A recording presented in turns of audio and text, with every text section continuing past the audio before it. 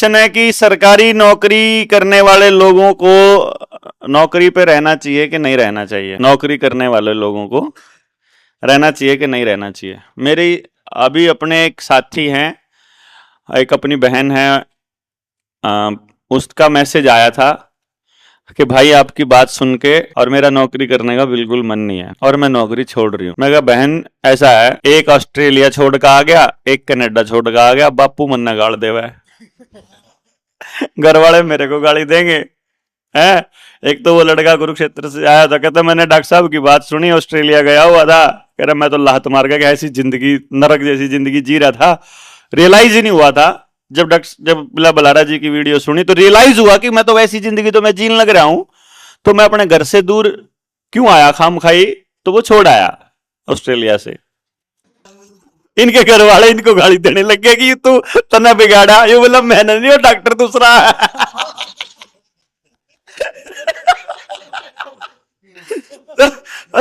अब बाप ने तो पैसे कर्जा कुर्जा लेकर तो भेजा था और वो भाग गया वीडियो सुनकर। तो मेरे तो इल्जाम गणिया का इल्जाम है कि वो गणिया की नौकरी छटवा होगा। तो मेरा तो ये सलाह है कि जो भी भाई सरकारी नौकरी पे है वो नौकरी ना छोड़े। मैंने उसको सलाह दी थी, मैं कहा देख भाई, नौकरी को नौकरी की तरह मत करो, नौकरी को काम की तरह करो, क्योंकि आप नौकरी नहीं करोगे फिर भी कुछ तो करोगे ना। और मान लो आपका पैशन है वो नौकरी, या पैशन नहीं है और आप वहां रह करके रिसर्च कर सकते हो, डिपार्टमेंट की जानकारियां इकट्ठा कर सकते हो, डिपार्टमेंट के कौन से कृत्य हैं जो समाज को बर्बाद कर रहे हैं उनकी जानकारी केवल अंदर का आदमी दे सकता है, बाहर का आदमी थोड़ी बता सकता है। भाई अगर मान लो थाने का थानेदार हमारे फेवर का हो, वो हमारी बात सुनता हो, हमारे को फेवर का हो, तो कम से कम वो अपने सिपाहियों को यह कहेगा ओए दिखाना ज्यादा है, मारना थोड़ा है, ऊपर से ऑर्डर डंडा लाठीचार्ज करना पड़ेगा लेकिन जोर का नहीं मारना। है कि नहीं? वो उसका यह फायदा हो जाएगा। और हमारे साथ तो ऐसा हुआ, हम झारखंड गए हुए थे आदिवासियों के इलाके में, और वहां हमारे को तो आदिवासियों ने तो बिल्कुल सर आंखों पे बिठा लिया। और थाने का थानेदार था, वो जो एसएचओ था, वो अपना थाने में बोल गया कि मैं फील्ड में जा रहा हूं। वो तो आ गया। चौकी इंचार्ज बोला भाई मेरी बिटिया बीमार है, मैं तो जाऊं हूं। वो एक दो सिपाही की थी, वो कोई बहाना करके चला गया थाने में से, कोई सा बहाना करके। और वो अपना 11 बजे से सारे इकट्ठे हुए तो पता लगा सारे मेरे प्रोग्राम में। बोले भाई तू यहाँ क्या कर रहा? बोले तू क्या कर रहा? बोले मैं तो डॉक्टर साहब की बात सुनने आया था प्रोग्राम में। बोले मैं भी आया। तो वह अपनी बात को समझते हुए मिले। तो अब जो वहां उस एरिया में कोई भी साथी अपना अगर बात करता है एक्चुअल, तो पुलिस वाले को सारा पता होता है कि ये जो बात कर रहे हैं ये बिल्कुल सही कर रहे हैं। तो वो हमारे साथियों के ऊपर कम से कम इतनी बर्बरता से नहीं अटैक करते। उनको मालूम होता है कि ये अपने हक की लड़ाई लड़ रहे हैं और समाज को बचाने की लड़ाई लड़ रहे हैं, ये कोई आतंकवादी या गलत आदमी नहीं है। तो ये भी सिंपैथी बहुत बड़ी चीज है हमारे लिए। अब फिर हमारा साथी मान लो स्कूल में टीचर है कोई, उसको बात समझ में आ गई, मान लेते हैं कि ये समझ आ गया कि हमने बर्बाद किया पूरे सिस्टम को और अब हम ठीक करना चाहते हैं। तो सबसे हम क्या करना चाह रहे हैं? हम भी एजुकेशन सिस्टम पर सुधारना चाह रहे हैं, और वहां ऑलरेडी टीचर के पास पावर है कुछ भी करने की। तो फिर हमें कहीं बाहर से नहीं लाना पड़ेगा ना आदमी, वो ऑलरेडी वहां पे है, ऑलरेडी सिस्टम के अंदर है। तो अब उसको क्या करना है? अपने बाकी के जो टीचर्स हैं उसके साथ बातचीत करनी है। और मुझे पूरा यकीन है अगर आप उनको पूरी शिद्दत से समझाओगे, टाइम लगाओगे, दिल से समझाओगे, किसी गधे को समझ में नहीं आएगा। सिर्फ जिसका जमीर जिंदा है, खानदानी आदमी है, ओरिजिनल खाना खाता। हमारी बात समझने के लिए पहली कंडीशन है कि वो रासायनिक खाना ना खाता हो, मीट मुर्गा मांस ना खाता हो, रेगुलर नशेड़ी ना हो, परमात्मा में ध्यान करता हो, दूसरे आदमियों के दुख दर्द को महसूस कर सकता हो। केवल उसको बात समझ आएगी अपनी। जो आदमी हद दर्जे का स्वार्थी आदमी है उसको हमारी बात नहीं समझ में आएगी, वो गालियां देते हुए निकलेगा। इसलिए जब आप समझाओगे तो समझा दो। वहां पे एक बात याद रखनी है, बीज बोने की ताकत को कम मत आंकिए। बीज बो दीजिए अगले के दिमाग में, कुछ भी ना सुनता हो। मतलब आप देखो, हम लोग ट्रैवल करते हैं, हम तो जहाज में भी बैठे हो ना तब भी जोर जोर तक बोला, अगर हमारे जोड़ से वैक्सीन लगे है ना इन्हें देखांगे इनका यो होगा, इनका यो होगा करके छोड़ दा। एक आधा बड़क सी मानदा था, क्या होगा जी भाई साहब, क्या होगा वैक्सीन वालों का, फिर जोर जोर से बोल के सबने बता दिया यो होगा। नहीं भी हो अगले का बीज बो दिया। ठीक, इस तरीके से तो बीज बोने को आप कम मत आकिए पहले नंबर पे।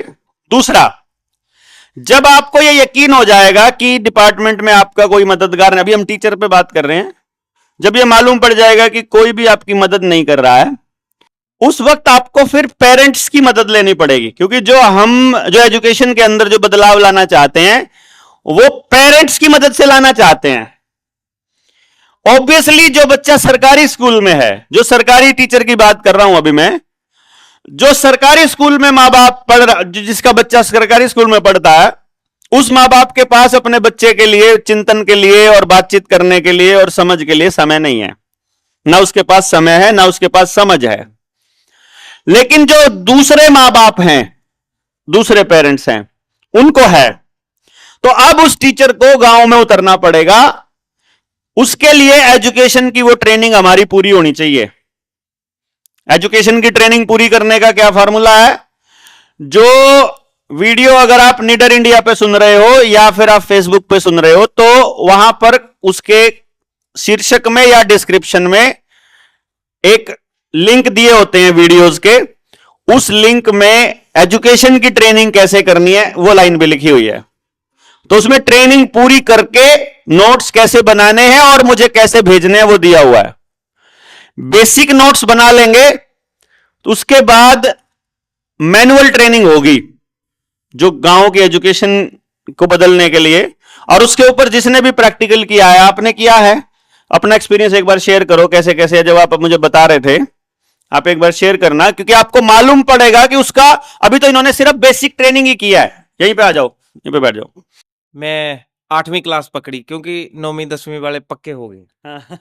8वीं क्लास सबसे छोटी थी मेरे पास, और उसमें बहुत सारे बच्चे ऐसे थे, होते तो बेचारे सभी मजदूरों के बच्चे हैं। सरकारी स्कूल में जो पढ़ रहे हैं 26 बच्चे हैं, सारे के सारे मजदूरों के हैं। ज्यादा से ज्यादा किसी एक टीचर का होता है अगर कोई वो चल रहा हो तो। लेकिन उसमें हम लोग टीचर सभी ये बोलते हैं कि यार कुछ कर ही नहीं रहे, बस क्लास में 2-3 बच्चे होते हैं वही करते हैं, बाकी कुछ नहीं कर रहे। ये थी समस्या। तो मैंने डॉक्टर साहब की वीडियो देखी, कोई ट्रेनिंग 3-4 फेस की ट्रेनिंग थी वो, लगभग 20-22 वीडियो हैं 1-1 घंटे की, सारी देखी है। और जितना समझ आया, अभी नोट्स नहीं बनाए हैं, जितना समझ आया और मैंने करना शुरू कर दिया। तो मैं इंग्लिश पढ़ा रहा था बच्चों को, और मैंने उनको पूछ लिया, 1-2 दिन में उन्होंने बता दिया ऐसे प्यार से ना, जैसे पिता जैसे समझाता है वैसे। और बच्चे आना शुरू हो गए। जो बच्चे डरते थे उन्होंने बोल दिया, तू क्यों नहीं बात क्यों नहीं करता? सर मार पड़ती है। मारने वाले हम लोग ही है ना, हम मार के पढ़ाने वाले थे। अब पता चला, आंखें खुल गई, आंखें खुल गई कि हम इसीलिए हमेशा रिजल्ट भी डाउन आता है। बाद में सरकारी स्कूल में थोड़ी बहुत करके अगली क्लास में भेजना है ना, ऊपर से प्रेशर होता है। तो उन बच्चों को मैंने बोला, जब तक इंग्लिश पढ़ने का मन नहीं करेगा ना, हम नहीं पढ़ेंगे। बच्चे खुश हो गए, ये मजा, ये सबसे अच्छा टीचर है। 15 दिन हो गए, मैंने रोज पूछना आज पढ़ना, उन्होंने बोला नहीं सर। करना क्या है?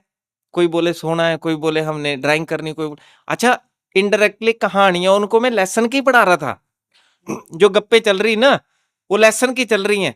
अच्छा, उनको लग रहा है हम पढ़ नहीं रहे, लेकिन वो पढ़ भी रहे थे। बीच में मैंने पूछा, वही वीडियो देख के ना सारी चीजें वहीं की, बीच में पूछा कि जो लिखने वाला बच्चा है, जिसको लिखना बहुत अच्छा लगता है, हाथ खड़ा करो। 2-3 ने हाथ खड़ा कर दिया। जिसको पेंटिंग बनाने अच्छी लगती है वो पेंटिंग के लिए हाथ खड़ा करो, वो भी कर। जिसको बोलना अच्छा लगता है, अच्छा बोलने वाले को मैंने बोला तूने लिखना नहीं है, तूने मेरे को ना बोल के सुना देना, घर के लिए दे दिया कुछ, बोल के सुना देना। और जिसको बोला पेंटिंग अच्छी लगती है ना, तो उसको थर्स्टी क्रो है ना जो वो थर्स्टी क्रो की पेंटिंग बनाना, और फिर अगर समझा सकता है तो इधर आके समझा देना। वैसा वैसा बच्चे कर रहे हैं, और पेंटर भी इतने जबरदस्त निकले उसमें से। जो सबसे निकम्मा बच्चा जिसको घोषित कर दिया था ना, वो बेचारा इतना दिमाग से इतना हो गया कि उस बच्चे ने ना ब्रश भी नहीं करता था, क्योंकि उसको ना हर जगह उसकी मम्मी भी आती है मेरे पास, डैडी भी आता है, हर जगह ये निकम्मा, इसकी बहन बहुत अच्छे नंबर लेती, ये निकम्मा। और मेरे को बातें ना जो यहाँ से सुन रहा था, मैंने उसके घर में फोन कर दिया, मैं कि ये मेरा ही बच्चा है, इसको कुछ नहीं बोलना। अच्छा, वो बेचारे गरीब लोग हैं, बड़े खुश हुए कि टीचर ने इसको संभाला। मैं बोल रहा हूँ 15 दिन में उसकी राइटिंग इतनी अच्छी हो गई है। तो फिर उसके बाद मैंने अपने स्टाफ में उसके बाद बोला, मैथ वाले टीचर को भी बोला, इनको मारना नहीं, ये मेरे बच्चे हैं।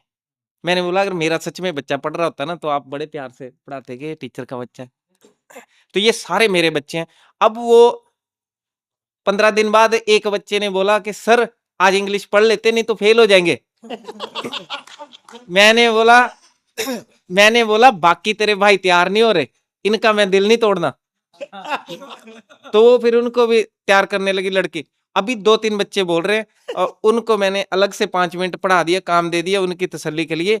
और मैं बोल रहा हूँ कि इतने मजेदार गेम हो रही है, मेरे को कुछ करना भी नहीं पड़ रहा। मेरे को कुछ नहीं करना पड़ रहा। तो ये सारा ऊपर से कृपा आती है ना, इधर इधर से आ रही है।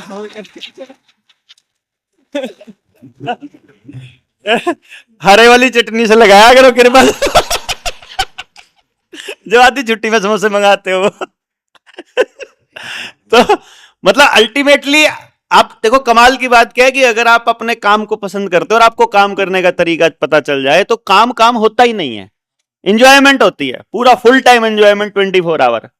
और ये तो तब इन्होंने किया जब अभी इनको फाइनल ट्रेनिंग नहीं हुई, इनकी मैनुअल ट्रेनिंग नहीं हुई, इनके बहुत से सवालों के जवाब इनको नहीं मिले, इन्होंने नोट्स नहीं बनाए, ये तो तब है। और आपके एक एक बच्चे के बारे में अगर आपको पता चल जाए कि आपका बच्चा किस काम के लिए बना है, फिर भी आप उसको किताबों के अंदर पागलों की तरह डालोगे क्या? बताओ आप। गांव का कोई आदमी डालेगा उसको? जो बच्चा जिस काम के लिए बना। और कमाल की बात क्या है कुदरत के, सबसे कमाल की बात यह है कि गांव के अंदर उस गांव की तरक्की के लिए जो दिमाग चाहिए वो पैदा कर रखा है।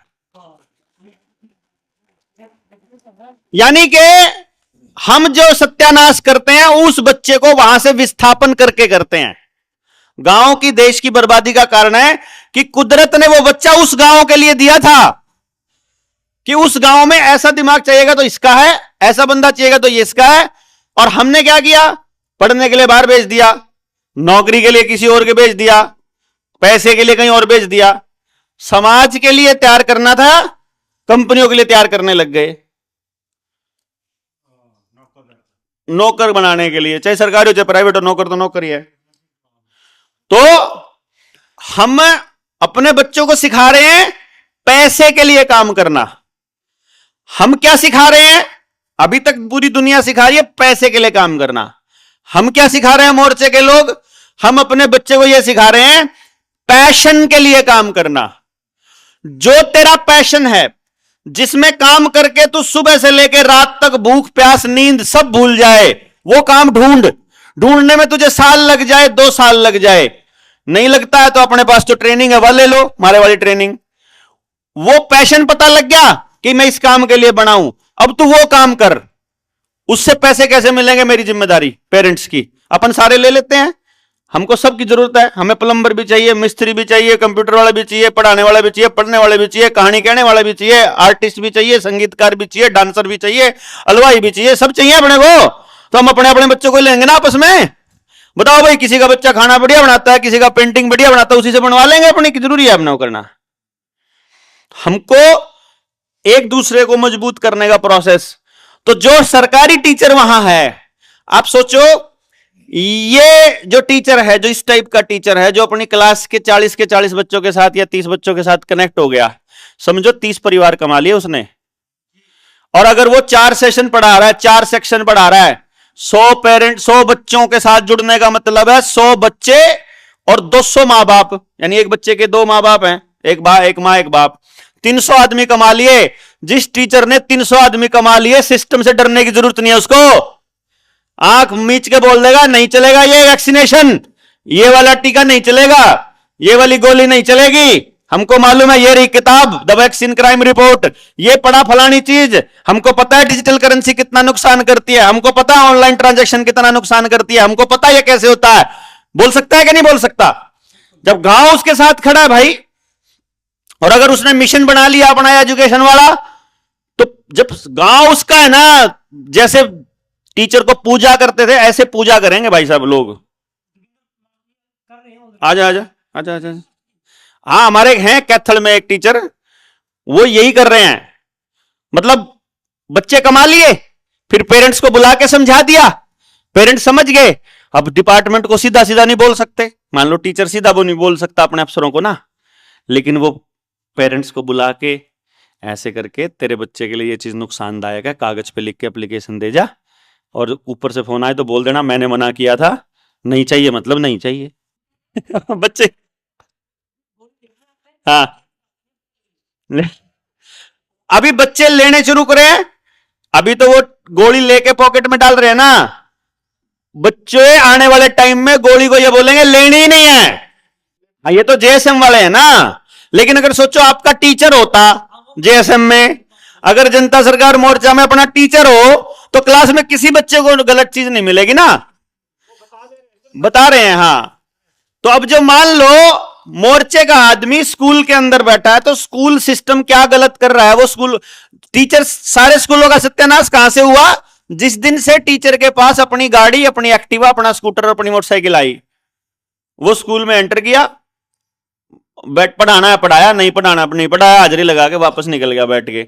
गांव से कनेक्शन टूट गया, गांव के लोगों से कोई चर्चा नहीं, ऊपर से क्या आदेश आ रहे हैं कुछ पता नहीं, गांव कब रजिस्ट्री हो गई सरकार के नाम पता ही नहीं चला, तो वो गड़बड़ हो गई, उसको मालूम नहीं था। तो इसलिए क्या है, तो मैंने जो उस बहन की बात में बता रहा था, मैंने उसको एक ही बात करी, मैंने तो वॉइस मैसेज भेजा उसको कि भाई देखो ऐसा है, तुम्हें पैसा नहीं चाहिए, ये पैसा तुम अपने बच्चों पे खर्च कर दो, गांव पे खर्च कर दो, लोगों पे खर्च कर दो। किसी पे यकीन नहीं होता, मान लो तुम्हें किसी पे यकीन नहीं है, तो मोर्चे को दे दो, है भाई, और किसी पे यकीन नहीं होता तो हमारे को दे दो भाई, पैसा नहीं चाहिए तो। भाई अगर तुम्हें पैसे के लिए काम नहीं करना, लेकिन काम तो कर रहे हो तुम लोग। फिर दूसरी बात, आपको नौकरी छोड़कर अगर मोर्चे के लिए काम करना है या मोर्चे में काम करना है, तो उससे बढ़िया क्या है कि अपनी इनकम, अपनी सैलरी रखो अपने पास, मोर्चे में किसी एक साथी के एक्सपेंसेस को स्पॉन्सर कर दो, एक साथी का खर्चा स्पॉन्सर, एक आदमी की जगह एक आदमी हो गया, तो आप उधर काम कर रहे हो, एक इधर कर रहे हो, डबल काम हो जाएगा। तो इसलिए सीधी सी बात है कि नौकरी छोड़ने का क्वेश्चन तो छोड़ दो, नौकरी को नौकरी की तरह नहीं करना। अब आप कहीं भी फंसते हो कि डिपार्टमेंट की तरफ से यह जबरदस्ती आई हुई है, तो आपको अपने अधिकारों का पता होना चाहिए। और सबसे बड़ी बात क्या है, सरकारी नौकरी की सबसे बड़ी खासियत क्या है, मैं जब नौकरी पे था, मुझे नौकरी छोड़नी थी, मेरे बारे में थोड़ा सा चर्चा ऐसी चल गई थी कि एक आधा अफसर ये था कि ये बदतमीज आदमी है मेरे बारे में। अब मेरा क्या चक्कर था कि मैं अफसर से पूछ लेता था, मखा जी सर जी एक बात बताओ जी, कौन से अफसर को पीटने से सस्पेंड हो सकते हैं अपन?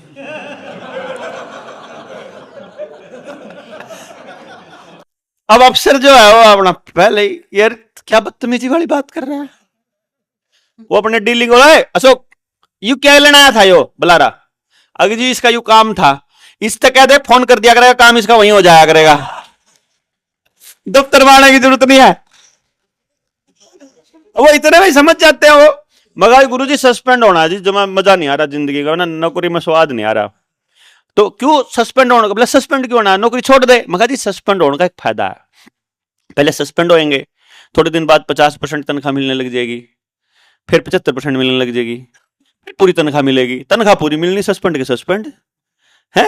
और फिर एक दिन 20 साल बाद अपना जब रिटायरमेंट के नजदीक से जावे, फिर कोर्ट केस करके बहाली ले लेंगे।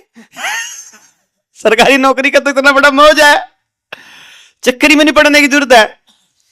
तो रिस्क इसमें जीरो रिस्क है, सरकारी नौकरी में जीरो रिस्क, बिंदास खेलो, आपने गलत नहीं करना, बस खाली फंसा हुआ कौन है, सरकारी नौकर जिसने कहीं अपने कलम से गड़बड़ कर रखी है, सिर्फ वो फंसा हुआ है, क्योंकि एक बार रिटर्न में आ गया तो आ गया, और जो रिटर्न में नहीं है उसका कोई कुछ नहीं बिगाड़ सकता।